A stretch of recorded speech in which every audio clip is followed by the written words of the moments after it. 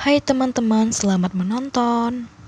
Salam sejahtera bagi kita semua. Perkenalkan, nama saya Ica Hirmagata dari SMK Migas Inovasi Riau, kelas 12 Teknik Produksi Migas.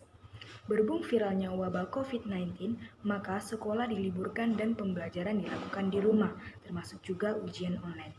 Nah, sekarang saya akan melakukan bagian dari ujian online tersebut, yaitu menjawab soal-soal dengan membuat video. Simak videonya ya, jangan lupa di like, komen, dan subscribe. Nah, sekarang saya akan menjawab soal nomor 1. Yang pertama itu kegiatan-kegiatan yang dilakukan ketika wabah COVID-19 melanda Indonesia, dihitung mulai dari 16 Maret sampai dengan sekarang. Oke, pada tanggal 16 Maret 2020 sampai dengan sekarang tanggal 8 April 2020, wabah COVID-19 masih melanda Indonesia, di mana kegiatan-kegiatan selama wabah diatur oleh pemerintah, yaitu dengan di rumah aja, melakukan aktivitas yang positif seperti pekerjaan rumah, mulai dari masak, menyapu, mencuci, rebahan, hingga ujian online di rumah. Karena menurut saya, salah satu mengurangi penyebaran virus corona cukup hanya di rumah saja. Nah, saya akan menjawab soal selanjutnya, yaitu nomor 2. Bagaimana menurutmu perkembangan ekonomi dunia migas selama COVID-19 melanda Indonesia? Saya jawab, ekonomi global terhadap migas maupun non-migas dapat menyusut hingga 1% pada 2020 karena pandemi virus corona, sehingga menyebabkan penurunan drastis perekonomian. Dampak bawaan dari negara-negara pandemi COVID-19 lainnya yang terkait langsung dengan perekonomian Indonesia, misalnya dampak bawaan dari Uni Eropa, Amerika Serikat, Korea Selatan, dan Australia. Meskipun tak sebesar dampak bawaan dari Cina, dampak di bawaan dari negara-negara ini tidak dapat diabaikan, baik dari sisi lalu lintas ekspor maupun impor. Selanjutnya saya akan membahas soal nomor 3. Bagaimana menurutmu perkembangan industri dan ekonomi migas yang ada di Indonesia saat ini? Dan saya menjawab, balik lagi ke soal nomor 2. Akibat pandemi COVID-19, semua perekonomian baik dari migas maupun non-migas drastis menurun, di mana industri kecil, sedang, besar mengalami harga jual yang menyusut. Lanjut soal nomor 4. Nah, ini yang berhubungan dengan pelajaran jurusan. Jelaskan 2 materi tentang metode produksi sumur gas lift dengan metode produksi sumur flowing. Masing-masing materi selama 30 detik. Materi yang pertama, metode produksi gas lift. Gas lift adalah suatu cara pengangkatan fluida dari dasar sumur produksi ke permukaan dengan menggunakan gas bertekanan tinggi yang diinjeksikan ke dalam sumur melalui katup gas lift dan membantu mengangkatnya.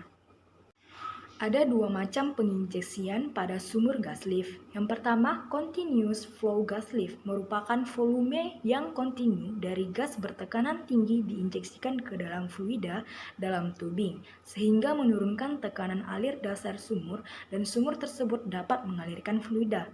Nah, yang kedua, intermittent flow gas lift merupakan gas yang diinjeksikan secara teratur pada interval waktu tertentu dengan menggunakan jumlah siklus injeksi.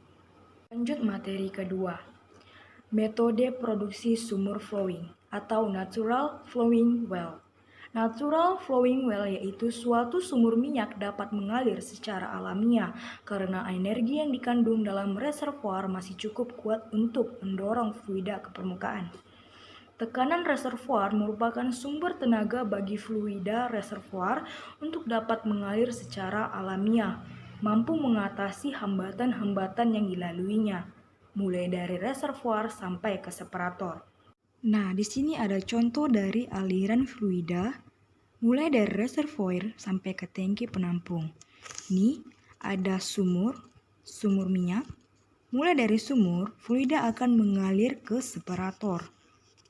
Di sini akan terjadi pemisahan antara gas dan oil.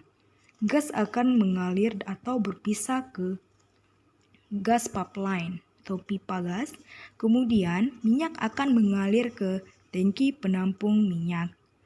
Itu contohnya. Sedangkan di sini ada PWF, PFL, PT. Di situ termasuk tekanan-tekanan yang berada pada sumur kita, mulai dari subsurface sampai ke surface equipment. Oke, sekian dari contohnya. Nah, saya akan menjawab pertanyaan nomor 5. Apa rencana ke depan jika lulus dari sekolah? Rencana saya ke depannya memiliki pekerjaan usaha sendiri. Setelah itu, saya akan mengumpulkan uang untuk melanjutkan perkuliahan sampai wisuda. Amin. Karena menurut saya kuliah untuk mencari ilmu dan juga modal untuk kerja. Dan semoga dari usaha saya ini dapat membahagiakan kedua orang tua saya nanti. Amin.